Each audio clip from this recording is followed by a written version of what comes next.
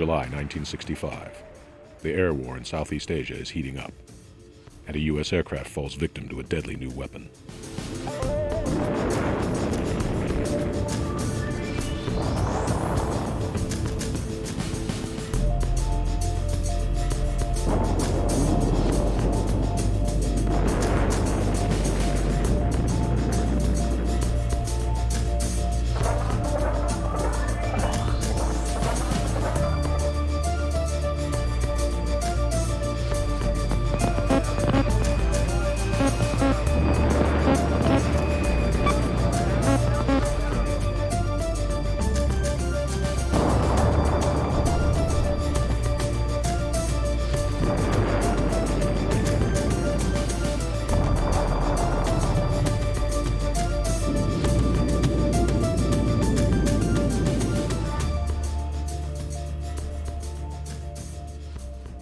The first combat test of anti-radar missiles came with the war in Vietnam.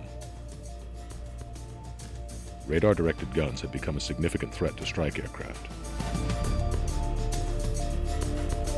But more ominous still was the proliferation of radar-directed surface-to-air missiles, SAMs.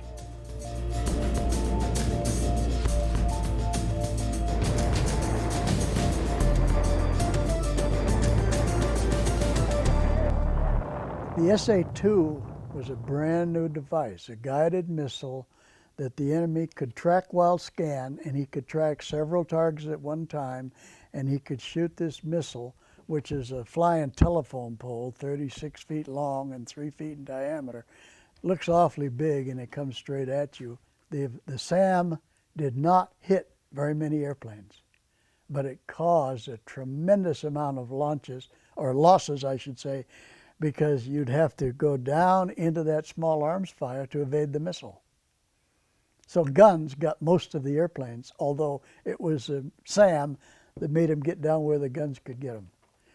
So we had a very powerful combination with the Weasel, with Shrikes, and getting that 2-minute hold of silence so they could dive bomb. That hole in the electronic maelstrom was created by the launch of a Shrike.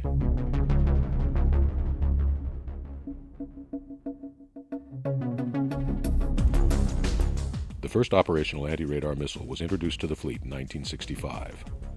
The Shrike, designated AGM-45, equipped Navy Iron Hand and Air Force Wild Weasel missions.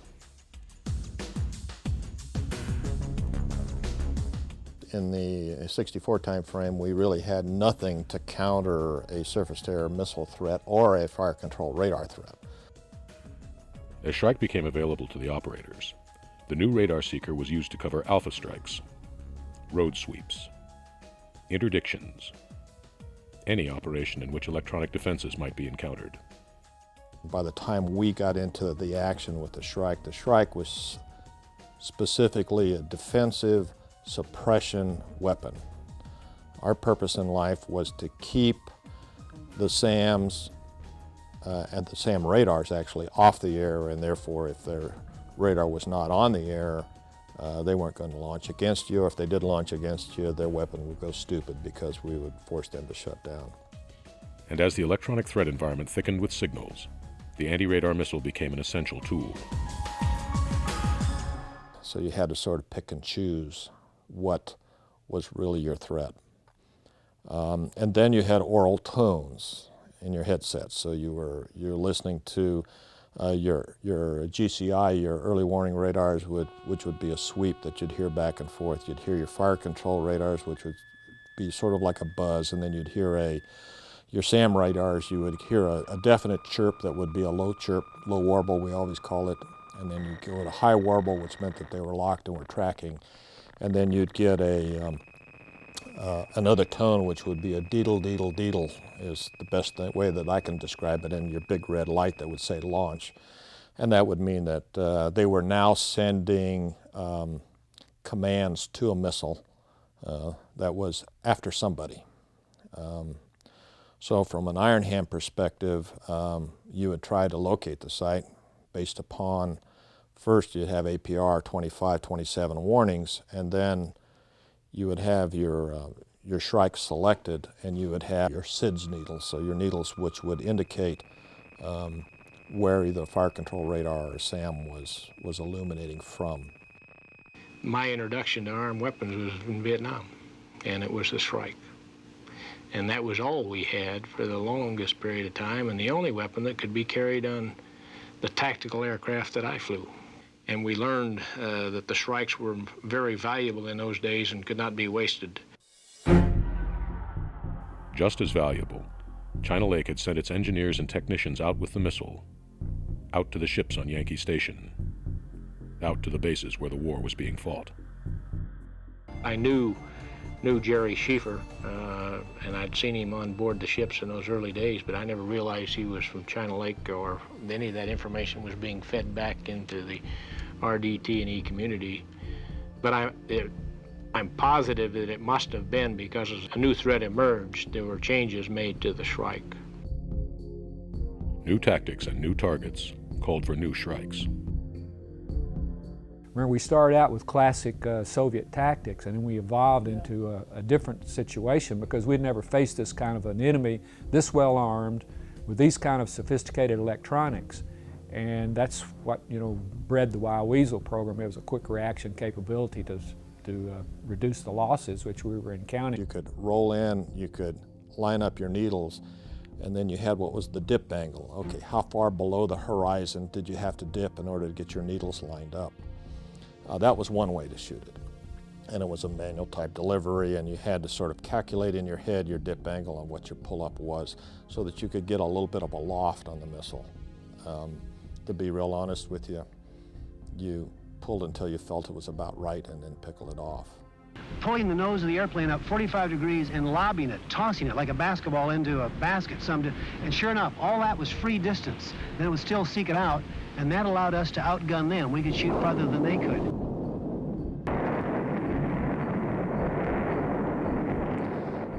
The second method, which was probably utilized the most, was down the throat. So you centered your needles and you just fired. Typically, the sights would not be of any great distance away, so if you just centered the needles and shot, you're probably going to be pretty accurate. We devised a tactic that we called the pinwheel, where every 15 seconds a weasel would go up and fire a Shrike, 2, 3, 4, go around and do it again, and we'd shoot them up to 30, 35,000 feet, and the Shrike would come down through the bombing airplanes, and we never hit one. It's a huge sky, but it did keep the gunners' heads down for that critical 2 minutes. And that's when the loss rate went way down, and Ralph, in his interpretation of CSAMs, permitted us to finish without being killed or captured. The missile and its employment evolved in direct response to the lessons learned in combat. And the laboratory continued to deliver new versions to the fleet throughout the conflict. Shrike's early success made the enemy wary.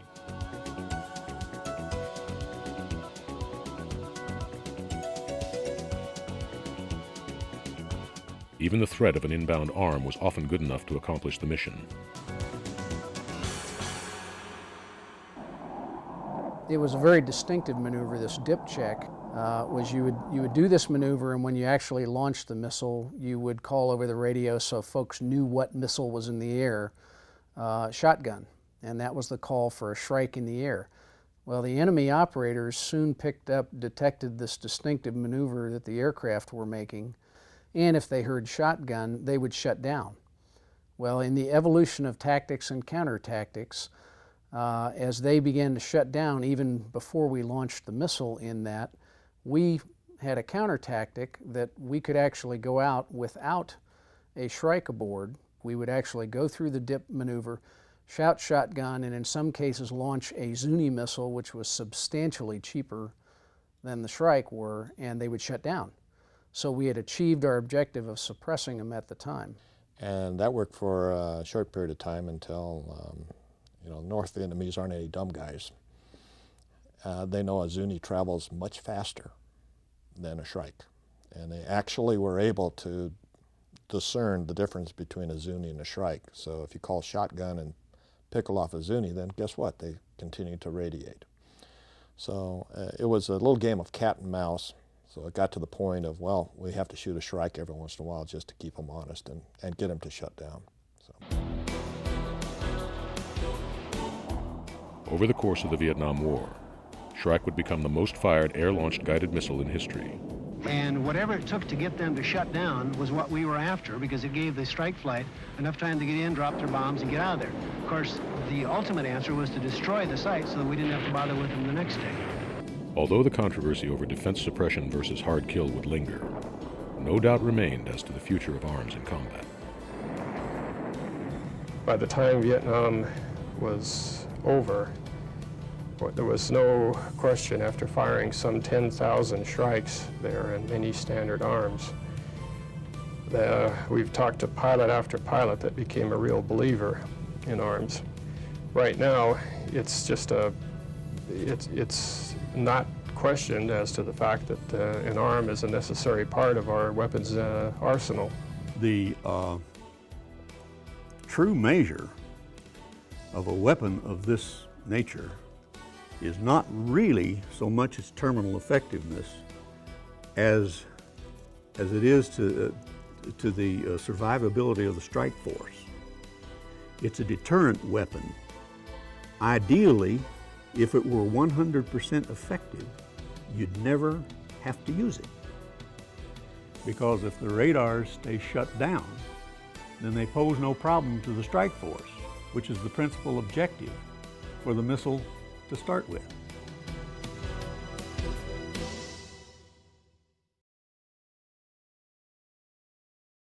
One sees the introduction of new weapons and then a response, an anti-weapon. And this is one of the oldest themes in military history of response and counteraction and response and counteraction.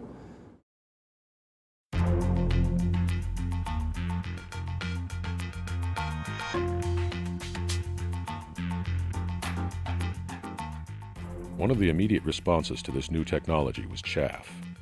Codenamed Window, strips and flakes of metal were dropped from aircraft by the bushel load to reflect enemy radar signals into all the wrong directions. Chaff helped. Early attempts at active jamming helped. But as radar improved countermeasures were required. On the defensive side, you've got chaff and radar warning receivers and individual systems on aircraft to spoof or block the capability of an emitter and a target system to track you. And by the way, that also includes stealth as a tactic. But again, as you get, you can't defeat the laws of physics, and as you get very close to radars and the missiles that they are responsible for guiding, it becomes very difficult to put enough power or enough stealth in an aircraft, and at some point you have to put something lethal on the target. The first U.S. attempt at destructive countermeasures for radar was the Moth missile, developed by the National Bureau of Standards and Harvard Research Lab. The Moth was a missile devised during World War II to work against German AAA guns that were defending Germany against the raids that the Allies were then conducting against the German cities and German airfields, etc., from Great Britain. The idea was to knock out the radars that were then being used by the Germans to alert the AAA guns and to help target them. With the war nearing its end, the Moth project was abandoned before deployment, but it set a precedent that would not soon be forgotten. Radar was, indeed, one of the wonder weapons of the Second World War, but the Korean conflict quickly illustrated just how powerful a weapon it had become. One of the key developments was the use of Russian radar directing devices for their anti-aircraft weapons. And it became such a threat that in the latter stages of the war, for example, there were restrictions on low-level attacks. A lot of our aircraft were being hit. A lot of them were being shot down. And to a large extent, that results from radar direction of anti-aircraft weapons, anti-aircraft guns in this case, by the North Koreans and the Chinese. So unlike World War II, the United States faced in the Korean campaign radar being used by the enemy in an offensive fashion, if you will, in a highly effective fashion. And it was obvious that we needed to go after the mine that directed those weapons, those anti-aircraft weapons, the radar set, as well as the guns themselves. Guided missiles were still in their infancy, but American ingenuity and the Navy lab at Corona responded rapidly to the new threat environment. The second arm would be the BAT-2. That's the missile shown over here. It was a BAT converted to an anti-radiation missile.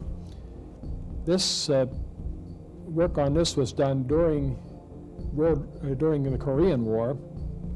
So the idea was to knock out some of these radars that were, at that time, gunfire-directed radars in North Korea with the BAT missile.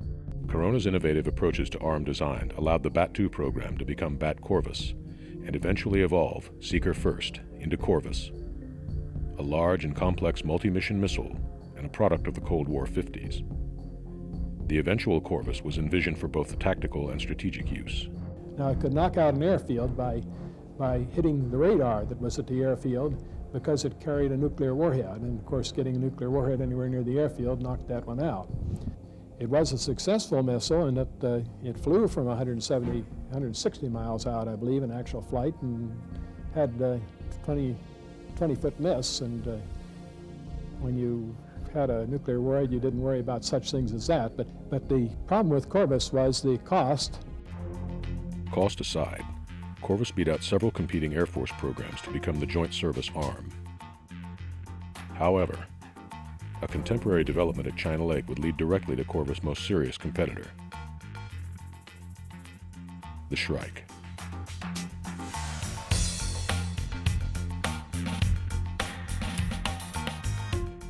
In 1954, as part of an effort to investigate advanced air-to-air missile technologies applicable to the new Sidewinder missile, Knotts demonstrated a passive RF seeker, one that homes on radar emissions, for the 5-inch Sidewinder airframe. An elegantly simple crystal video device, this experimental missile seeker would set the stage for an entirely new development program. The development of Shrike began unofficially in the summer of 1956, when the CNO issued an operational requirement for a small, tactical anti-radar missile system, and when the threat was becoming ever more immediate. And Shrike was an entirely different type of beast than Corvus. It was much smaller, much cheaper, keyed to defensive radars that were coming into play in those days. And about the time of the demise of Corvus, in the latter days of Corvus, was when it became very apparent that the SA-2s were coming into wide use then. Commander Bill Moran had returned to China Lake at about the same time, and he had returned with the experience of the North Korean guns fresh in his mind. He asked the question when he was here as a technical officer, can we build a missile that would go after radars?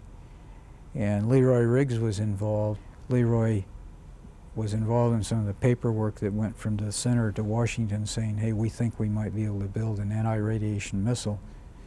And then he was back in Washington and he helped answer some of that paperwork that he had sent to Washington. But anyway, you know, they sold the idea of we got some money to see what we could do, and we built 2 missiles and fired 2 missiles, and one of the 2 worked. Knotts sold the feasibility study, but, as had been the case with Sidewinder a few years earlier, the project was not universally supported. The notion of a radar homing missile got into the works, again with some real confusion in terms of what the Washington scene said the requirements really were. And once again, you had a set of folks saying there is no requirement for such a device. That's hard for some of the attack pilots of today to understand that anybody ever made such a statement, but that's the way that worked. Nonetheless, In September 1958, the Bureau of Ordnance tasked Knots to determine the feasibility of a new type of anti-radar missile. Knots China Lake's feasibility study took into account the radar threat and the technology available for the development of anti-radar missiles. NOL Corona conducted fusing studies, and in 1959, Cobra was presented to the Bureau.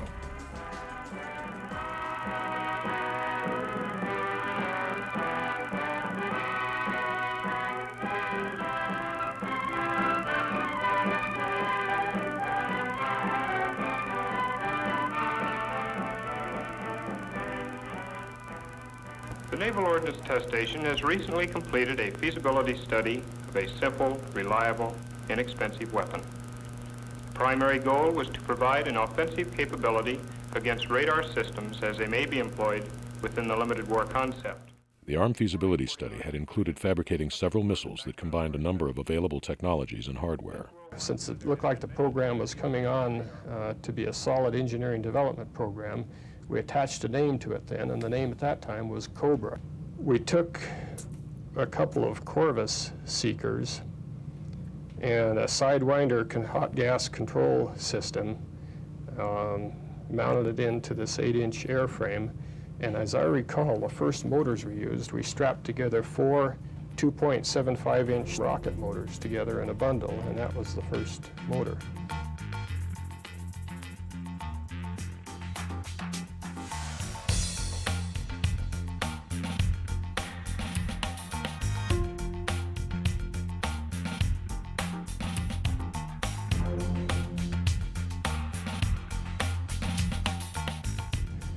That first firing was a miserable failure for probably any number of reasons, but we sure learned a lot off of that. The next one we put together, and it looked to me like the plane had fired it directly at us.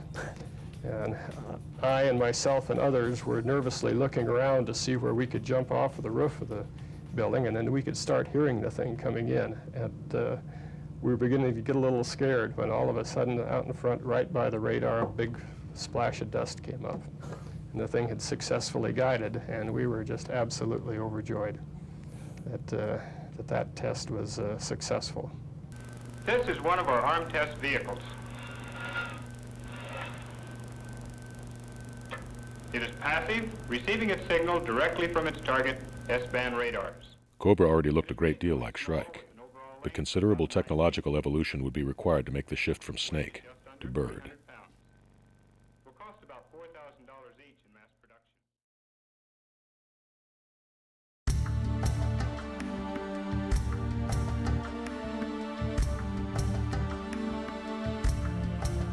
The ARM feasibility study yielded Cobra, which by 1961 had been renamed Shrike. For a small bird that, folklore had it, pecked the eyes out of its prey.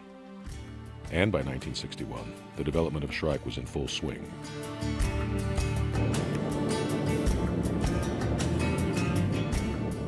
Now, the fact that that was successful allowed us to make enough hay off of that to where we went back, got some funding to where we could come back and do the job right, because we saw all kinds of problems in trying to approach the task that we were doing. Using that Corvus guidance system was a monstrosity.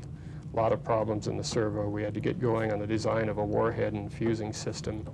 We had to come up with a better rocket motor, solve some of the airframe problems. Joe Mosco arrived on the scene then. They redesigned the control system, again based on the hot gas servo from Sidewinder. Took a Sparrow motor, which was 8 inches in diameter, and used it directly. Got fusing work started at the Naval Ordnance Lab at Corona. They had some very good ideas there. I believe Paul Cordell was the primary engineer on the warhead. They had a fuse warhead combination idea that was just outstanding, where the warhead had something like 22,000 3/16-inch steel cubes surrounding the explosive. When that went off, it went out in a fan beam at about a 70-degree angle, The fusing was set to detect when it passed the antenna at 70 degrees, and that combination was very potent against an antenna. For the design team, providing simple, elegant solutions to complex technical issues remained paramount.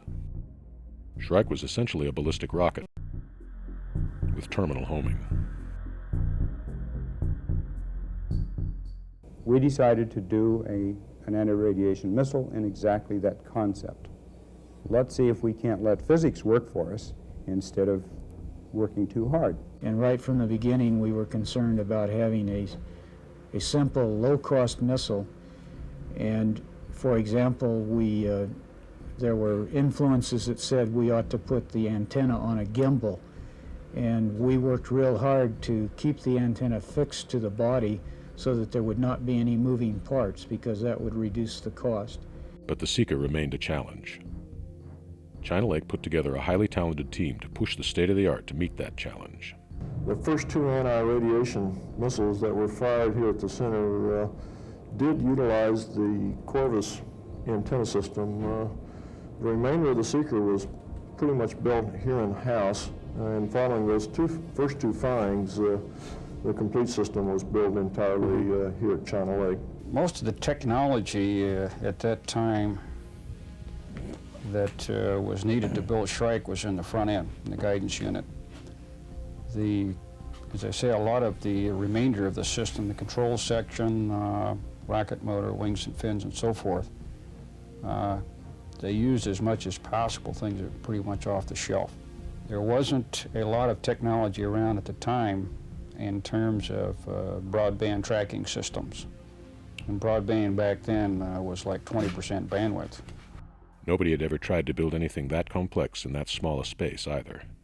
The technology that really made that possible is what today I guess you could call a strip line or microstrip. You have a dielectric, which is kind of the gray or blue in here, with a conductor over it and a conductor underneath it. And it permitted Corazine, Moscow, and that group to design antennas that were much, much smaller than waveguide. So from the antenna RF processing area, without question, that's the technology that made that possible. But technology was just part of the equation. The larger part was what those guys did with it. What the China Lake team did was exploit emerging technologies that allowed novel antenna and RF signal processing designs. At the time we started Shrike, we felt that this newfangled system of microwave transmission lines called strip lines would be our ticket. I think that decision was less dramatic than when we made the decision to that our baseline approach for Shrike would not be a cluster of 4 helical antennas or spiral antennas, but that we would use a single broadband spiral for doing the monopulse function. We demonstrated that we could synthesize, design, construct, and build fairly quality couplers and phase shifters over 5-to-1 bandwidths or greater. Having that design skill here, of course, made it possible for us to, in a serious way, going out and actually implementing broadband monopulse networks. The 4-arm spiral antenna, integrated with RF signal processing implemented in strip line and a solid-state guidance computer optimized for compact, rugged simplicity, made Shrike a unique prospect. As Shrike's guidance section was evolving, it became clear that innovative approaches to the ordnance section would be needed as well. China Lake's well-established expertise in energetic materials and propulsion and warhead design came to the fore.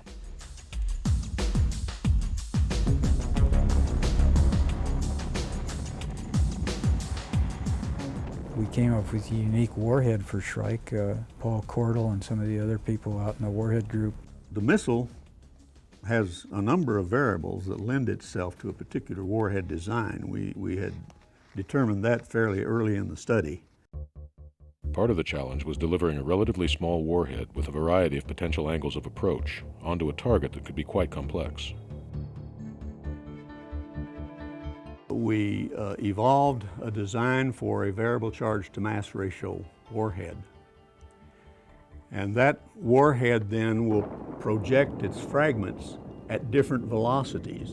And in order to model this on the computer, we essentially broke the warhead into 5 different pieces.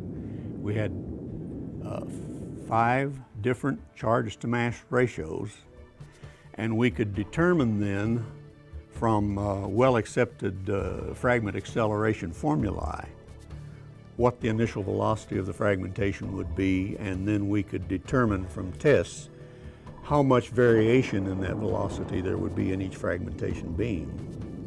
So we optimized the fragment size around the ability to penetrate what was left that you could not protect and still have a functional radar system. The new Shrike warhead was also designed to employ new explosives to propel its 22,000 preformed fragments, another area in which China Lake was a pioneer. So we selected a new explosive material, the first of the castable PBXs, which are more temperature tolerant than a TNT-based explosive would have been. And it turns out that it was a good selection, and it does retain the effectiveness of the warhead to the extent that we desire. And the warhead was designed to be a tremendous shotgun with pellets that would penetrate light metal and go inside and ruin cables and things like that. All we wanted to do is to take the radar out of the action. A white phosphorus target marking warhead was also developed for the Air Force. With that warhead, Shrike was used to mark the radiating target for destruction by other aircraft.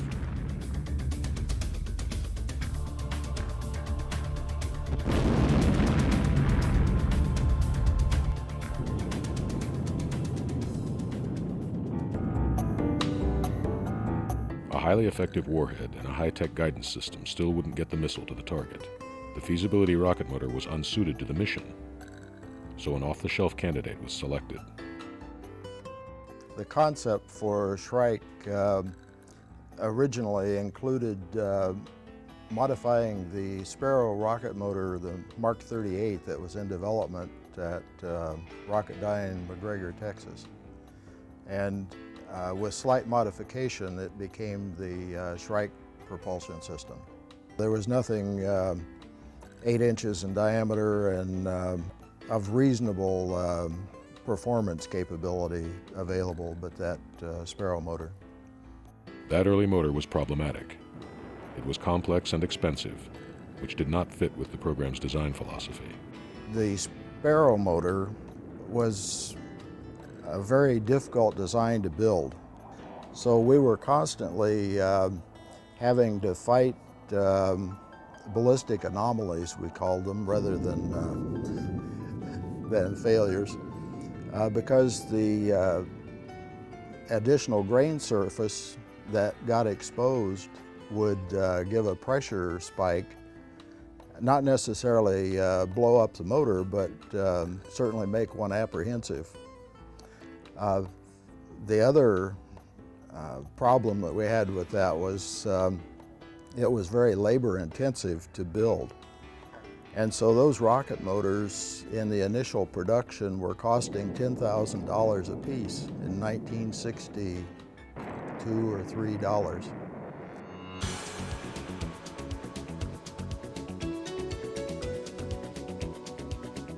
A new propulsion system was quickly put into the works. China Lake's performance specs resulted in the Mark 52-53 motor for Sparrow and Shrike. The new motor was far more reliable and far less expensive, and competition with the new Mark 39 motor brought down the price of propulsion even further. We were able, over the course of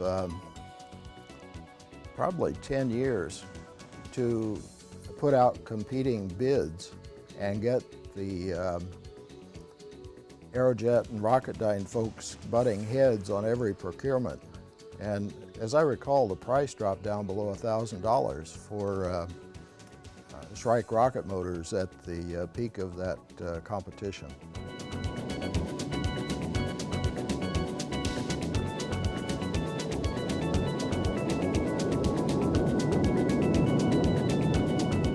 The Shrike team decided to follow on with a dual thrust or boost sustain motor for better range, resulting in the development of the Mark 78. The Mark 78 motor had an unexpected advantage, one which would influence the future of arms and other tactical weapons under development.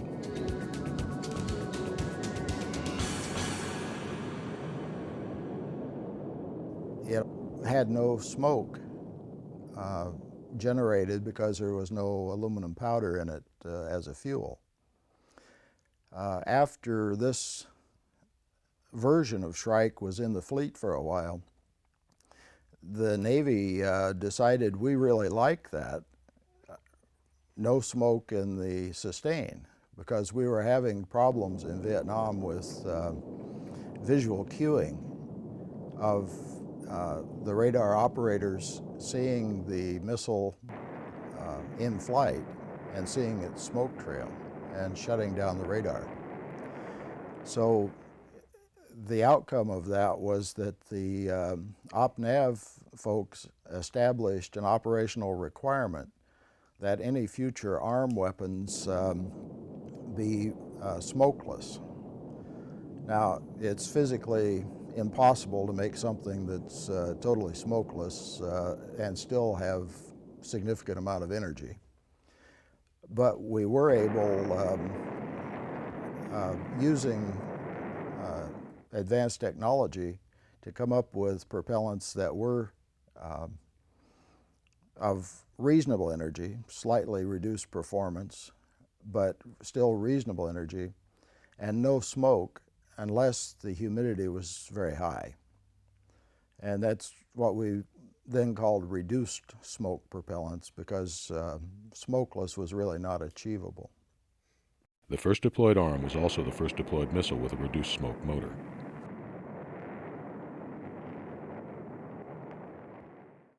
In between the rocket motor and the warhead was the Shrike control section.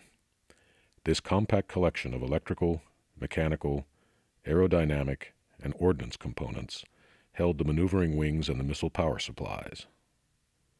A pyrotechnic gas grain generator supplied the pressure to move the wings, and a custom-designed battery system provided both short and long-term power for the electronics. The ordnance and control innovations in Shrike, all combined into its mid-body steered airframe, made the missile itself, even apart from its guidance system, a novel endeavor.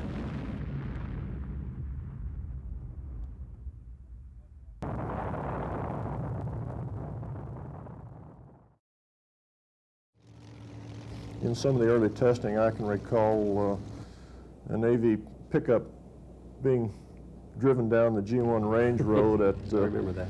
At 55, 60 miles an hour, with a arm out the window with a scale model of the Shrike on the end of it in order to determine aerodynamic information. While the missile was being developed and refined, the China Lake team was also developing and refining testing techniques to meet the unique requirements of anti-radar missiles.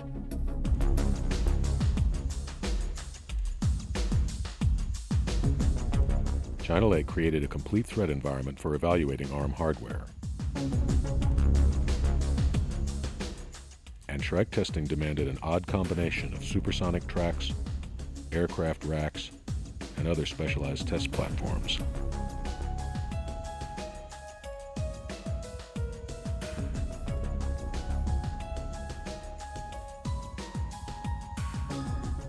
We would take a crew of about 8 out with us, and it was always very early in the morning. And the reason we went to the hot air balloon was we tried a helicopter. We had too much glint off the blades of the helicopter. We couldn't set over the target, which was in those days an SCR 584 radar located at Charlie Range. And so this way we could tether, and we would be 500 to 1,000 feet above the ground, and we could sit there. We had the guidance section only hanging out over the side. We had RF absorbent on the side to keep any reflection coming off the metal. and we could rotate the antennas of the target. We could point it straight out in the main beam. We could pull it in with the tethered vehicle. We could go out away. We could come down low to get close to the ground for ground reflection, and it worked out very good. The balloon-borne test program was a highly effective and extensively utilized adjunct to the simulation and hardware test assets at China Lake. We had an A4 aircraft instrumented, what we called nosy, which the guidance section was in the nose of the aircraft. But again, an A4 aircraft in those days don't stop like a helicopter. So with this, we could stop in midpoint and get data point, move in a little closer, get another data point, move in a little closer, and get another data point.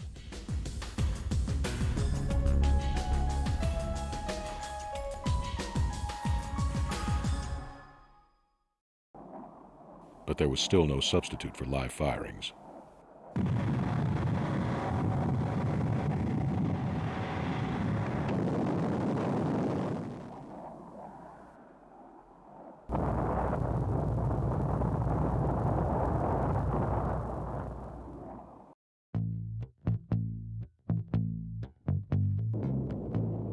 Early in the program, Shrike faced a new challenge, this one from a sister service with a modified bullpup called GAM-83. We had a head-to-head competition with the Air Force, and this is competition between the Navy and the Air Force, and we won that competition because we were further along. The Air Force described that the toughest situation would be two targets 100 feet apart and having a missile which could guide and hit one of the targets, and they described that as the toughest situation. So between a couple of meetings, we went out and fired a Shrike at two missiles, or two targets that were 100 feet apart, and we impacted 10 or 15 feet from one target and took the data back and said, that's not a problem, we've already demonstrated it.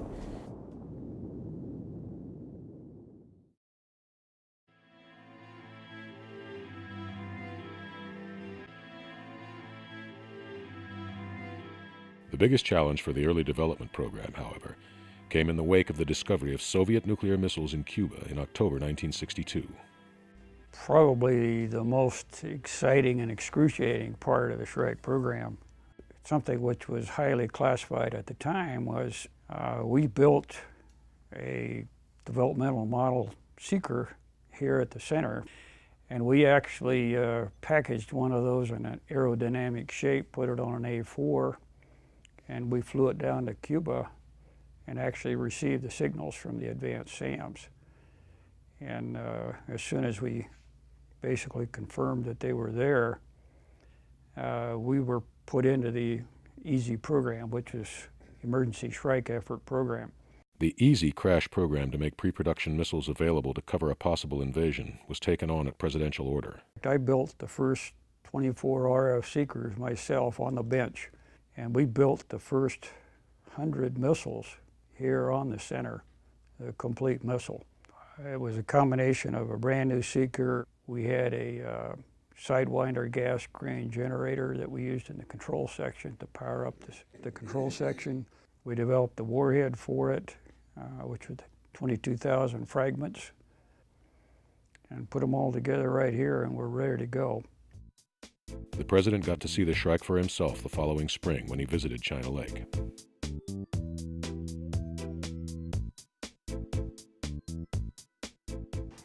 The target was so far downrange that they had no way of knowing whether it hit the target. We didn't hit the target, but the president didn't know that, as I recall. We had all the different weapons that we had worked on lined up on both sides of the parking lot, and I had the privilege of standing by the Shrike weapon, which was on display. A key element of the Shrike story was the application of engineering disciplines by an in-house laboratory team that kept the program on track. Throughout the program, the government took responsibility for the system. It was not something that we passed off to the contractor in exchange for a large lump sum fee and a promise to deliver a total package at a future date. Throughout the life of the program, it was China Lake that took responsibility for it. Even before Shrike's combat debut, Production problems had threatened the availability of arms to the fleet. The laboratory team scrambled to establish a second production source and get missiles to the operators in combat. The engineering discipline developed at China Lake through in-house development programs allowed the station to take a direct approach. We certainly were able to keep the documentation under control, as indicated by the second source. We're able to get second sources into the business quicker. The government has a better record of what it is that they're producing. They maintain the control. And as a result, that whenever you have technical problems, you always have an in-house team that is available to go and solve these, where if you have to depend upon industry, you may not get the same kind of response or service. The second source didn't have the technology that TI had, and all he had was the prints, and so he religiously designed them to the prints, brought them out here and fired them, and they worked just exactly the way they're advertised. And of course, then that put the pressure back on TI, and NavAir got us back in the loop as far as monitoring the changes and providing production support. And then TI's hardware came up to good quality. When you have a good documentation package, build to it and test to it. It was a very competitive situation, and the cost actually went down over time. Well, it should have gone down because of learning curve and increased quantities, but it would not have gone down, we believe, as much as it did if we hadn't had the competition. Shrike entered Navy service in 1965. Original versions of the weapon were fielded as soon as they became available to provide a basic capability. Dash 1s and 2s went after the old fire can radars and the ubiquitous Fansong family. By 1966, they were being replaced by the new Dash 3. The Dash 3 was the real workhorse of the conflict, with some 16,000 units produced in 3 versions, including one targeted for Barlock early warning radars. The Dash 3 introduced angle gating, significantly improving missile lethality. So what we had to do is build electronic gates in the control loops to say, okay, this is the guy we want. This is the guy we're locked onto. Anything outside within plus or minus 4 degrees, which is what our design was at the time, plus or minus 4 mechanical degrees, I'm tracking this guy, the missile turns around, okay, so I'm heading maybe to this guy. This guy comes on, that guy comes on, that guy comes on. As long as they're more than plus or minus 4 degrees outside of our electrical track angle, we won't see them.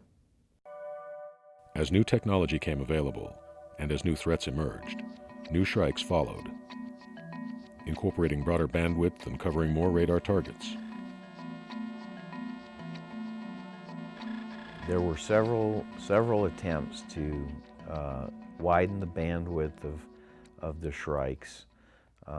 As the war went on and the other side developed more radars at different frequencies, some of the frequencies were outside of the original bands that we had Shrikes, and as we developed more Shrike heads to meet those particular threats, aircraft couldn't always carry all the right versions of Shrike, and we developed the Dash 9 and Dash 10 to basically cover the whole frequency band range of the targets that were around in that time frame.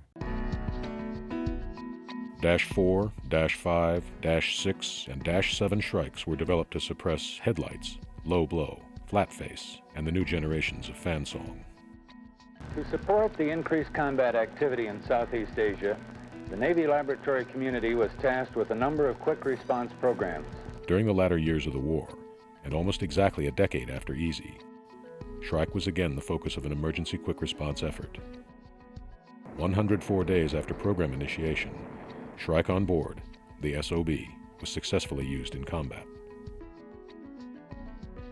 SOB provided a ship-launched defensive capability against enemy shore batteries.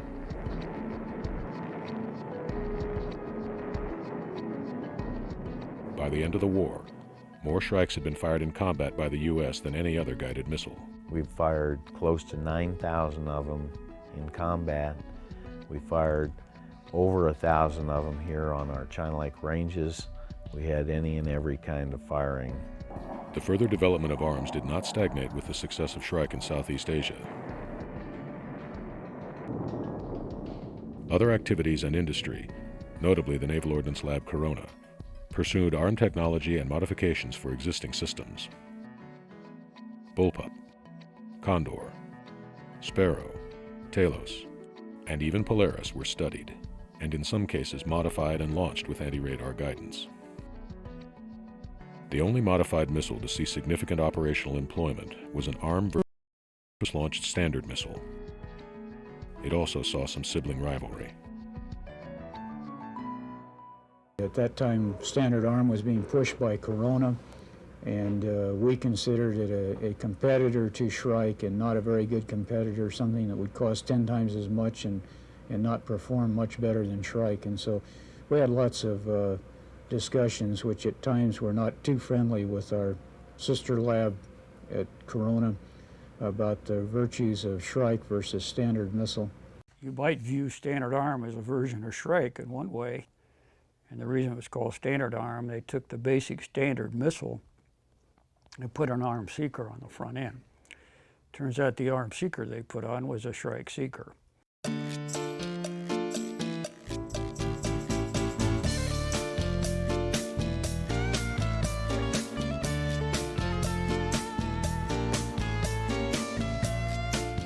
Standard Arm was fast and highly competent.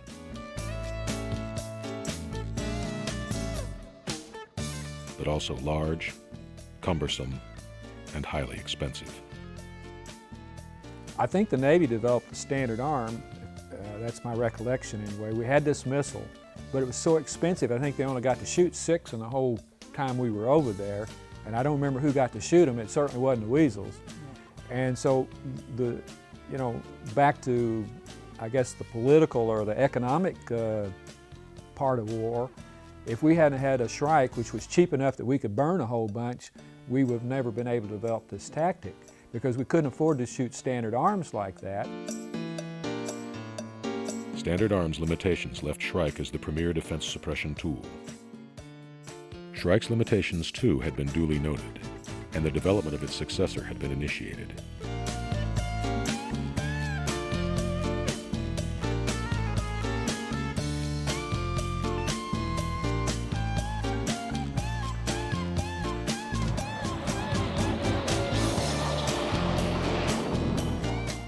Shrike 73 was started during the height of the Vietnam War to provide the fleet with a high-speed anti-radiation missile it needed for the battlefield of the 1970s and beyond. U.S. allies had also noted Shrike's utility in Vietnam, and the missile was soon in combat as far afield as the Middle East and the South Atlantic. The Israelis had used Shrikes in both of their wars very effectively, and they had even done some modifications of Shrikes on their own where they could ground launch them as well as launch them from the aircraft. But I would guess that they probably fired over 500. The Brits in the Falklands, I know they fired off their Vulcan bomber. The later model Shrikes were carried all around the world throughout the 1970s and well into the 80s.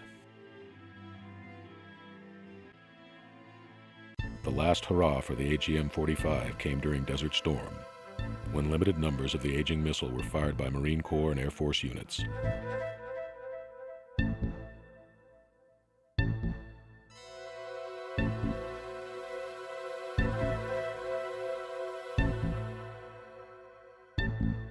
By the end of the decade, nearly all remaining Shrike assets had been taken out of service. Demilitarized.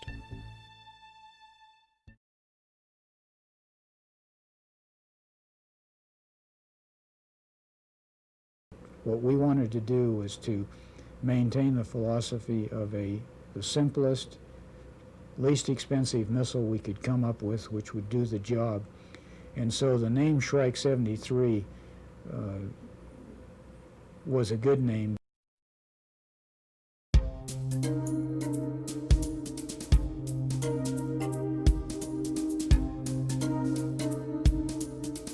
Shrike 73, an in-house program run like Shrike had been to create the next generation arm. That's the way it began. And I think it was 1968 and 69 that I actually put about $600,000 of my cost center overhead for 68 and 69 into work on harm. And that's basically how it got started. By the time we proposed Shrike 73 or harm, the technology had advanced to the point where we could, in one antenna seeker system, we could build a guidance system that would replace all of the versions of Shrike. And that advance in technology was due to the fact that we had had erase funding, and we had had people like Moscow and Corzine and their technical support team advance the technology. Stripline opened the door. The forearm spiral put a block in the door so it couldn't shut. Our guys saw the importance of it and charged. And what gave us the broad RF bandwidth we have today, the designers who designed this guy. To my knowledge, is not an anti-radiation seeker, modern anti-radiation seeker in the free world that doesn't use this technology. The technology for advanced arms had been developed and refined under a broad program for electromagnetic radiating source elimination, ERASE. ERASE was an outgrowth of laboratory efforts during the 1960s to increase Shrike's bandwidth. But it's really been the ERASE program, I feel, more than any other single item that has resulted in a lot of the performance improvements in armed weapons that we've had today. The ERASE program has had the luxury of being able to work on things that are high risk and without pressing development schedules. We've been able to evolve new components. A great deal of the antenna and RF technology that we have today that go into both, for that matter, Shrike, Standard Arm, and Harm has been an outgrowth of the ERASE efforts. And we wouldn't have Harm, we wouldn't have Standard Arm, we wouldn't have the APS 117 TIAS, systems of that sort had we not had this basic technology program. And Corzine and crew were able to put together a harm seeker because of the ERASE program. Many of the design people that had been involved with Shrike and the ERASE program were involved in putting together the first harm, what turned out to be the harm missiles, to prove these new concepts. Those missiles were fabricated, checked out, fired on the range, and outstanding success there. The second one just about square through the center of the antenna. We had learned how to make the much more accurate guidance than we had with the Shrike fixed body system, how to compensate for some of the errors. Harm also had similar ballistics to Shrike's, but with the refinements that technology allowed. With the Shrike, you had to do a bore sight maneuver to do the triangulation to get the range of an emitter. You'd actually dip the airplane to put the bore sight of the Shrike missile on the emitting target, and then depending on your altitude and that dip angle, we called it at the time, you calculated the pitch up angle that you had to pull the aircraft to launch the missile in order to get it to the range where the target was. In Harm's case, it actually did that maneuver on its own after it left the aircraft. The Ordnance Sections, too, were direct descendants of Shrike. The original Harm firings actually had an 8-inch diameter reduced smoke rocket motor stuffed inside the 10-inch airframe. And we took that technology and designed and built the first 2 Harm rocket motors here at China Lake to show the capability that could be used for Harm. Harm is a quantum leap as far as the modes in which you can shoot it, its ability to discriminate between targets, the interrelationship with that and the EW systems that feed into it. There are many, many vast improvements in the weapon itself, but I think there's also a vast improvement in the interface and with the capabilities of the weapon systems that are resident in the aircraft. Before Harm could make that quantum leap, however, the program had to get past some rather dramatic changes in the Navy R&D environment. Harm is a good systems acquisition program to study because it had every possible mistake made at least once. Harm probably is the best example of how not to do something. Now, the Harm program has been a political football all the way through at every level of government. I've never seen a program in my whole career that has had so much attention by so many people and has been redirected or had money stopped, whatever. It started as an in-house development, and we had planned a rough count of 100 technical people that would be involved here at the center, just as they were in Shrike, just as they were in Sidewinder, just as they were in every successful weapon that had made China Lake famous. And in the fall of '74, when the contract for development of Harm came to the center, and it included the center doing a lot of the technical work, but including a contractor. Very significantly, we had learned our lesson: get the contractor in early, but you better know more than he does at all times, technically, about the job. And that was the plan. That Navy industry team effort was not to be. The technical team was deleted. In-house participation was marginalized, distancing the program from both the laboratory and the fleet. And it took a long time to get Harm out, and the price just kept escalating on the thing. I think that we would have had something in the fleet in about the '77 time frame had we continued right on in-house. It's maybe '78 at the latest. Harm was released to the fleet on the A-7 aircraft in 1983. Redirections, delays, overruns, and poor technical decisions in headquarters aside, Harm made it to the fleet, and eventually made a respectable name in combat.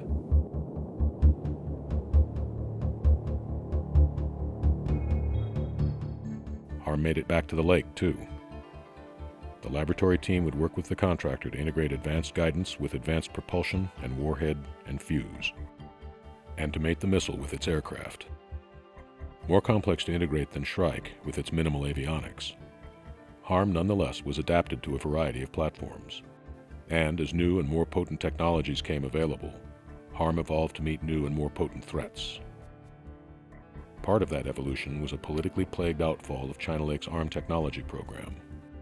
So the low-cost seeker was trying to bring things that they had learned from the erase program, make it simpler to build using less expensive components,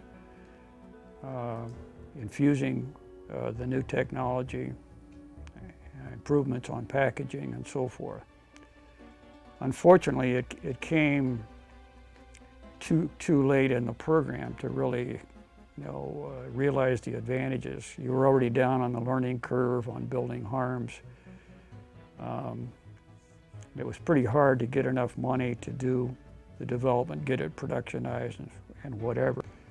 When somebody is already in production on a multi-million-dollar, i.e. billion-dollar program, you're going to run into politics. Although low-cost seeker was never fielded, the laboratory and the contractor did find their way to a productive relationship. Certainly less controversial was sidearm. Erase technology derived from the canceled anti-radiation projectile project was applied to a 60s vintage Sidewinder AIM-9C to create a small, effective anti-radar missile. Sidearm saw limited use in Desert Storm and remained in the Marine Corps inventory for another decade. Other arms have been pursued, under strange names and super-secret programs. But, 20 years on, Harm is the mainstay of the U.S. arm capability. Like Shrike, it has been adopted by numerous allies, and like Shrike, it is a frontline necessity.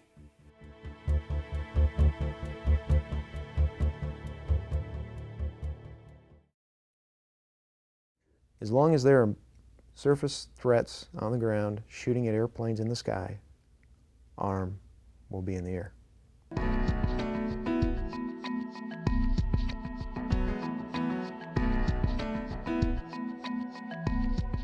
The arms have always been used for specific suppression of specific radars, and the more lethal the radar was, the more you'd be likely to assign an arm to it. And as missile defense ranges, the ones that they're shooting against us, have grown, there's a need for greater standoff, both from the active jammers and the anti-radiation missiles. That's where HARM was an advantage, and the next follow-on systems in terms of anti-radiation missiles are likely to have even greater range and speed.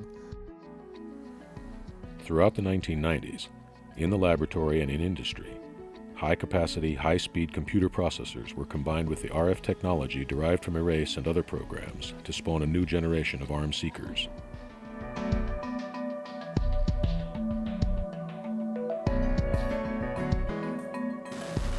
And with faster, more powerful, and even smart ordnance emerging, ARMs began evolving at an ever greater pace. And the transition from the suppression of enemy air defenses to the assurance of their destruction is on the horizon. Now that we have the technology and we realize folks have this shutdown and blinking and techniques that they use to avoid arms, is DEAD, or DEED, destruction of enemy air defenses. And where we see arms going is a single system with both capabilities. There's always going to be a need to negate the enemy's counter-air defenses. HARM has done an excellent job in suppressing the threat. What we are seeing now in the relative concept of SEED is let's go to DEED, which now, instead of just suppressing, let's destroy.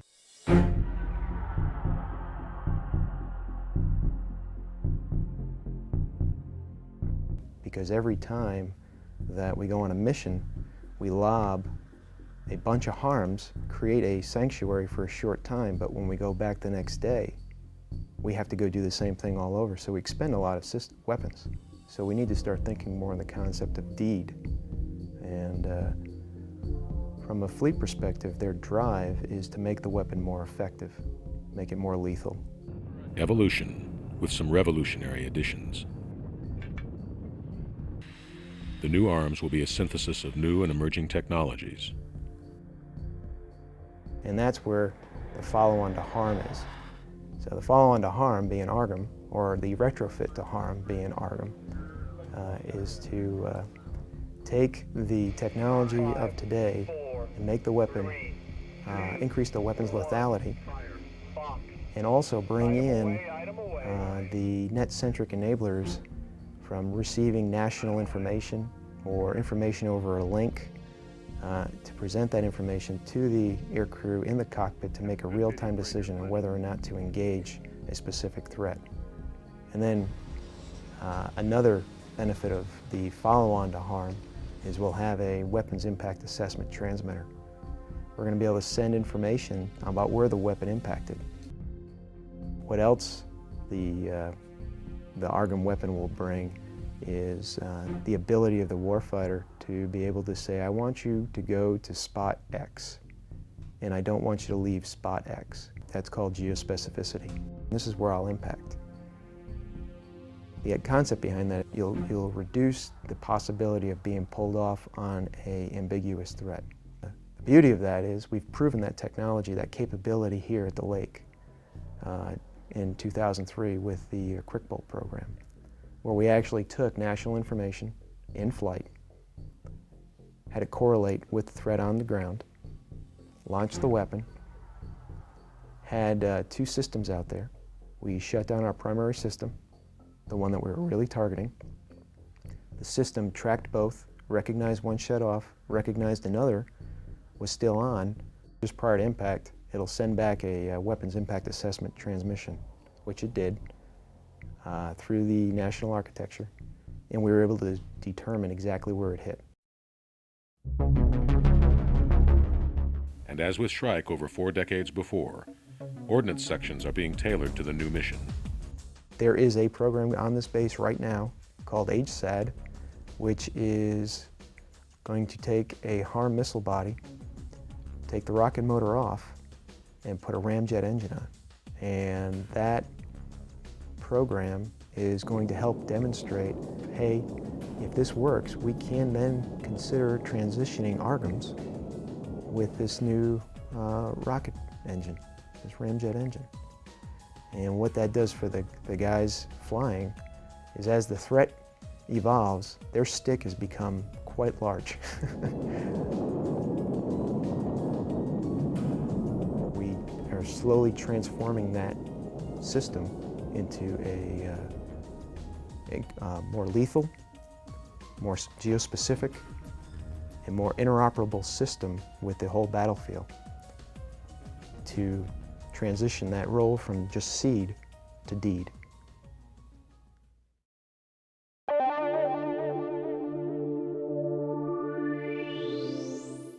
ARM has come a long way in the years since radar began its ascendancy on the field of battle. From a reused glide bomb to that borrowed seeker driven by a cluster of borrowed rocket motors, the presaged Shrike, to a ramjet-powered, multi-mode seekered, satellite-linked automaton that provides its own BDA. The ARM may not be the perfect weapon, but it remains the iron hand of the fleet.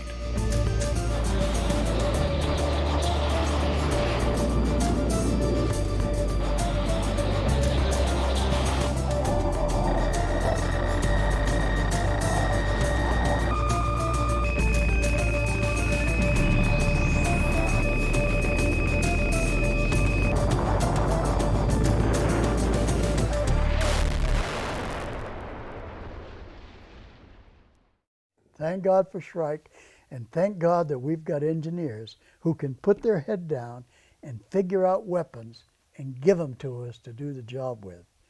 You can't always have an engineer tell you how to employ it, but if they do the design right, then by God, we'll figure out how to use it.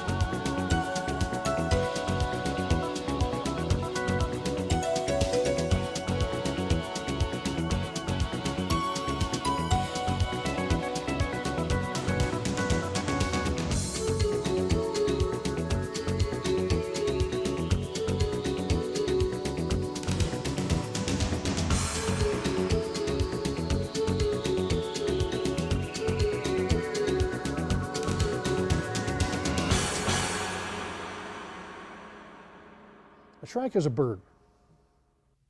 Butcherbird is another name for it. Shrike is a bird about this high.